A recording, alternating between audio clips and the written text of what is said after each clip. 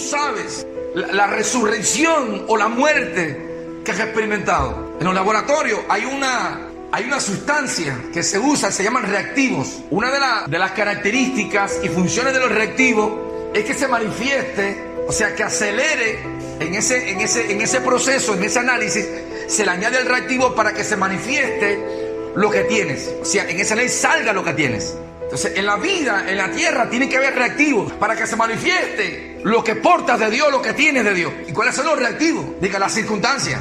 Diga, las circunstancias son los reactivos para que se manifieste el resucitado en tu vida o que se manifieste alguien que tiene que morir. Es por eso que los reactivos, las circunstancias determinarán si usted tiene que morir o usted ha sido resucitado juntamente con Él. Pablo decía, con Cristo estoy juntamente crucificado. Pero ¿por qué Pablo pudo haber dicho de sí mismo, he sido crucificado juntamente con Él? Porque Pablo ya había muerto. ¿A quién? A ese hombre viejo, donde él decía, es por eso es que, miren, yo traigo conmigo las marcas del Señor, porque ahora lo que se manifiesta en mí, entonces ¿quién? Cristo vive en mí, el poder del resucitado. Pero tuvo que haber experimentado Pablo en su vida, primeramente, ¿qué? La muerte. Es por eso que estamos anunciando a la gente. Estamos anunciando la cruz, el mensaje de la cruz. ¿Cuál era el mensaje de la cruz? Pues el mensaje de la cruz consistía precisamente en eso, en la muerte del hombre, en tu muerte. Que tú no vas a ir a tu mismo velorio, tú no vas a ir a tu mismo sepelio. Por eso que tenemos que entender precisamente qué significaba una vida en Cristo. Si usted mente ha sido crucificado, y estamos hablando acerca de la crucifixión, porque cuando hablamos acerca de este eslabón que estamos abriendo, que es este diagnóstico, que es estos reactivos que tenemos en la vida para que se manifieste realmente aquellos que todavía tienen que morir o aquellos que han resucitado. Entonces, en una congregación vamos a ver gente que tiene que morir, que hay que anunciarle cosas, diga, el evangelio. Este evangelio que estamos hablando ahora, que tiene que ver con la cruz de Cristo, que tiene que ver con la muerte del viejo. Entonces vamos a ver en una congregación la gente que ha muerto y vamos a ver la gente que ha resucitado. Al que ha resucitado le podemos llamar, ¿qué cosa? Iglesia. ¿Está entendiendo lo que estamos hablando? No sé si no está entendiendo.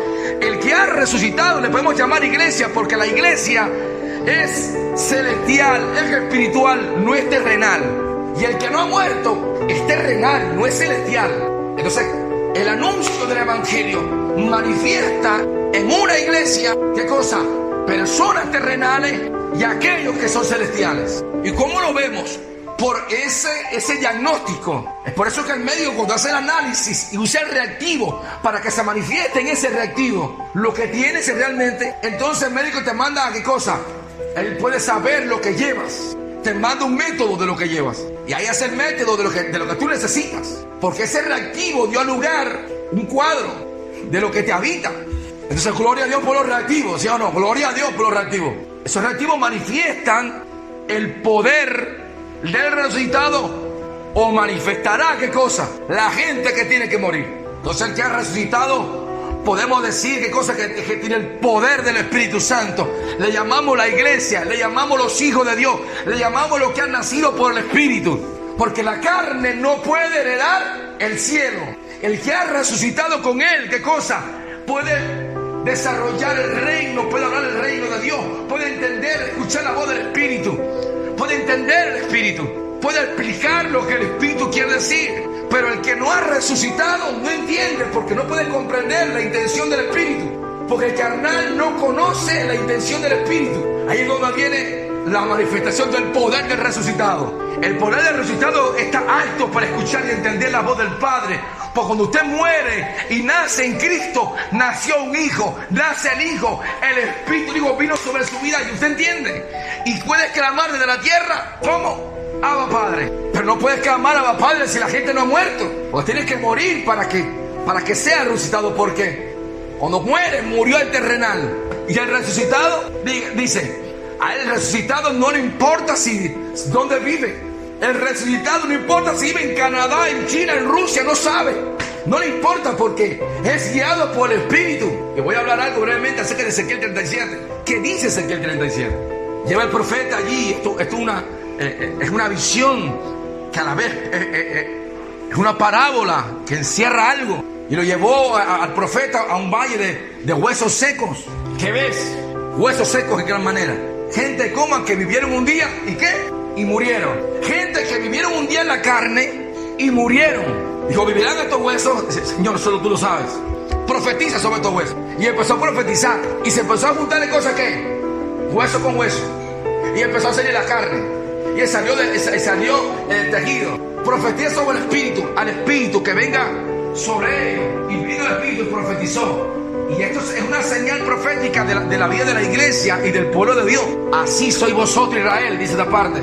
Porque he aquí que lo haré resucitar y pondré en vosotros mi espíritu. ¿Qué tiene que ver Ezequiel 37? Porque tiene que ver con una muerte. Gente que ha muerto, que solamente se pueden resucitar. ¿Por qué? Por el espíritu. Ezequiel 37 tiene que ver con la resurrección, el poder del resucitado. Y cuando esta gente que estaba muerta acá, y que se dice que cuando el profeta lo ve, dice que toda esta gente que estaba muerta, que son resucitados, que se ponen de pie. Lo que se puso de pie fue un ejército, un ejército grande en extremo. Ahí viene la Biblia.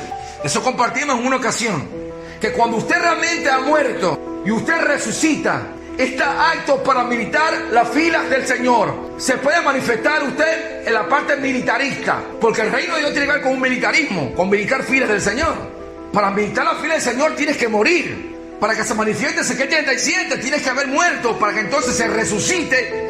Y cuando tú resucites, entonces puedes militar la fila. Pero cuando usted milita la fila del Señor, no puedes irte, porque ya usted estuvo muerto. Esta gente de Ezequiel 37 estaban como muertos y se habían cobrado vida. Esa vida no dependía de ellos. Este ejército que se había levantado, usted no puede decirle, te voy a matar. Un miembro de este ejército, Ezequiel 37, no puede decirle, te voy a matar. Dice, yo estuve muerto. De hecho, si yo estoy vivo, si he resucitado, no es por mí. Porque fui resucitado, porque por el poder de Dios fui resucitado. Entonces ahora, ¿cómo me voy a manifestar temporalmente? ¿Cómo no voy a militar las filas del Señor? ¿Cómo no voy a ir a donde Dios me envíe? ¿Cómo no voy a pertenecer a su ejército? Si yo estaba muerto y ahora esta vida que tengo ya no es mía. Es por eso que el evangelio tiene que ver más que te voy a bendecir, te voy a preparar. Hay mucha gente, entre las redes, porque usted vea los disparates del evangelio que están anunciando mucha gente, que tiene que ver con plata, con economía, para que la gente suelte el dinero. Vamos, ¿quién es el que no ofrenda? ¿Quién es el que no diezma? ¿Quién es el que no puede respaldar el reino de Dios? El que no ha muerto. El que no quiere morir no quiere respaldar el reino de Dios, porque el que ha muerto, él sabe de que nada de eso que tiene que ver con su vida, porque su vida está basada en lo eterno y no en lo temporal. ¿Quién se mete en política?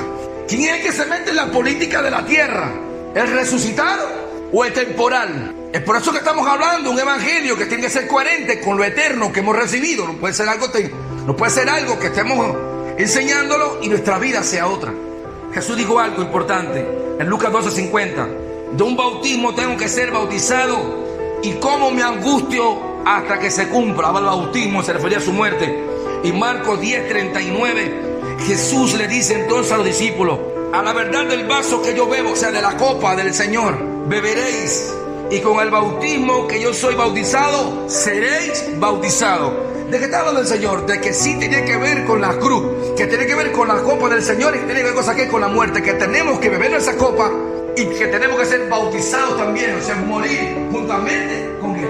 Si tú conoces a alguien en tu vida que no ha podido vivir una vida de evangelio en su vida personal, no es porque quizás no se ha anunciado, bueno, a veces sí tiene que ver con algo que se anuncia mal, pero mayormente se escuchó bien el mensaje, es porque todavía no ha muerto. Hay que esperar que se manifieste su muerte. Y yo quiero decirle algo, si no hay muerte, no hay resurrección. No hay resucitado si primeramente no ha muerto. Es por eso que hay personas que han muerto con Cristo en el ámbito biológico y van a resucitar con Él, pero los que estamos acá, que todavía no hayamos gustado la muerte, o sea, que no hayamos desaparecido de este cuerpo físico, para poder experimentar esa resurrección, o sea, ese rapto de la iglesia, tenemos ya que haber muerto. ¿Cómo? Ya, aunque estemos en él. O sea, ya que estemos en el cuerpo o fuera de él, ya tenemos que haber muerto con Cristo. Porque ¿cómo podemos experimentar una resurrección? Y no estamos hablando de teología, porque la palabra teología es un estudio escritural. Estamos hablando de una manifestación, de una experiencia de algo que tiene que suceder. O sea, no es teología, esto es vivencia. ¿Cómo puede alguien resucitar y dar testimonio si no sabe que ya murió? Y aquí estamos llamándole testimonio. ¿A qué la iglesia le llamó testimonio hace unos años atrás? A alguien que se para acá adelante y habla todo el churre que hizo, y ahora todavía, y mira, lo dice acá la iglesia, y decir, Dios me cambió. Eso no es un testimonio. Porque el que nace no tiene memoria en su espíritu, en su alma, no tiene conexión ni relación con quién, con el pecado. Porque el que muere, muere el viejo. Pero el que nace, nace el nuevo. Y el nuevo no tiene que hablar nada de qué, del viejo. Yo creo que si alguien tiene que testificar, si el nuevo, si el resucitado tiene que testificar de la vida nueva que tiene, de lo que está haciendo ahora en Cristo, de lo que está ocurriendo ahora en lo eterno, tiene que testificar. Porque el que salió de Dios tiene muchas cosas que decir de Dios. El que es nacido del Espíritu no tiene que hablar nada de su pasado, de ese pasado carnal que tuvo en esa carne, en ese cuerpo. Porque el que testifica de la carne, de lo que vivió, todavía es alguien que tiene que morir. Por eso es que el que nace de nuevo nunca ha sido como violado, maltratado, abandonado. Porque ese que pasó con él, murió. Y que si usted murió, vamos, no me vengas a pararte el canal para entonces decirme que fuiste violado. Entonces, por favor, termina de morir. Para que el que hable ahora ya no es una persona maltratada, abandonada, sino alguien que nació nuevo en Dios. Por eso Pablo decía que si alguno está en Cristo, en el resucitado, nueva criatura es. La nueva naturaleza, las cosas viejas pasaron, vienen a manifestar de la nueva naturaleza. Por eso decimos que el resucitado tiene un llamado a lo eterno. Si pues, Colosenses 3 del 1 al 3, Colosenses 3 del 1 al 3. Si pues habéis resucitado con Cristo, buscad las cosas de arriba, donde está Cristo sentado a la diestra de Dios. Poned la mira en las cosas de arriba. O sea, busca las cosas de arriba, pone la mira en las cosas de arriba, no en la de la tierra. Porque habéis muerto, dice el verso 3. Dice, porque habéis muerto y vuestra vida está escondida con Cristo en Dios. Si usted ha muerto, no vas a encontrar tu vida en la tierra. Tu vida la vas a encontrar, está escondida. No la busques en la tierra. Vamos. Si tú has muerto con Cristo, no busques tu vida en la tierra. Está escondida en Cristo. Y ahí es donde viene el poder del resucitado. El poder de alguien que ha resucitado encuentra su vida en Cristo. Halla su vida en Cristo. Es por eso que hay gente que entra en una congregación, trata de probar ser miembro de la iglesia del Señor. Tú le ves que se puede salvar. Trata. Porque la iglesia no es un ceder, la iglesia tiene que ver con la muerte. Porque la gente viene buscando algo. Cuando usted viene buscando una añadidura, viene buscando esto. Pero el primer mensaje, si estuviera buscando algo, tienes que morirte. Cuando el evangelio dice, bueno, te tienes que morir. No, pero si lo que yo necesito es una esposa, yo lo que necesito es algo, dice, te tienes que morir. Porque aquel que aborrece su vida, la hallará. Aquel que quiera, el que quiere encontrar la vida, esa vida que está escondida, tiene que morir. Ahí consiste el evangelio. Repita conmigo nuevamente. Yo resucité de los muertos. Cuando estamos ausentes de Él, ¿cómo estamos nosotros? Muertos. Mas ahora que morimos, entonces hemos resucitado de los muertos. Así también es la resurrección de los muertos. Se siembra en corrupción. Se muere. Esta palabra siembra tiene que ver con ¿qué? Con muerte. Porque el grano que se siembra para poder salir tiene que morir primero. Se siembra en corrupción y resucita en incorrupción. Por eso es que el poder del resucitado tiene que ver con una vida como incorruptible. El poder del resucitado tiene que ver con una vida incorruptible. Porque la corrupción tiene que ver con aquel que no ha muerto. Pero el que ha muerto, se manifiesta el poder del resucitado. Una de las manifestaciones del poder del resucitado es una vida incorruptible. Primera señal. La señal del resucitado es una vida como incorruptible. Valórese usted, diagnostique usted. Realmente ese poder de la muerte no tiene poder cuando la iglesia ya murió.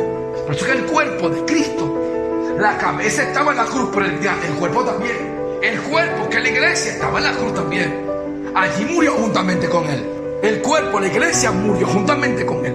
No una iglesia por acá, independiente de la cruz, ajena del padecimiento de la cruz, ajena de la copa del Señor. Y déjame explicarle algo. Se sufre, diga, se sufre una sola vez. El sufrimiento del Calvario, el sufrimiento de la cruz, Cristo lo pasó una vez. ¿Hasta cuándo fue el sufrimiento de Cristo en la cruz? Diga, hasta que murió.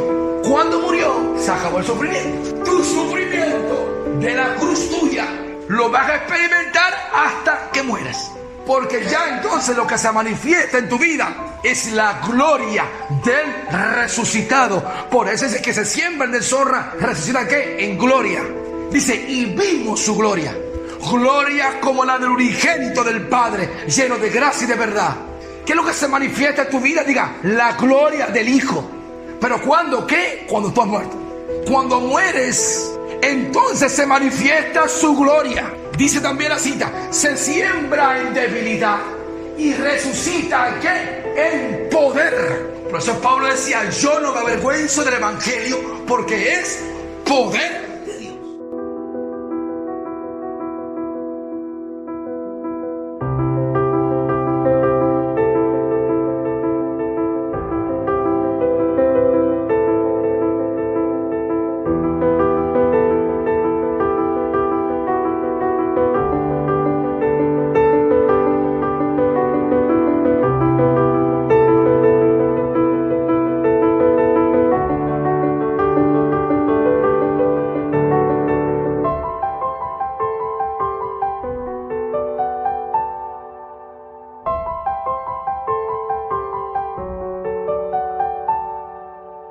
Thank you.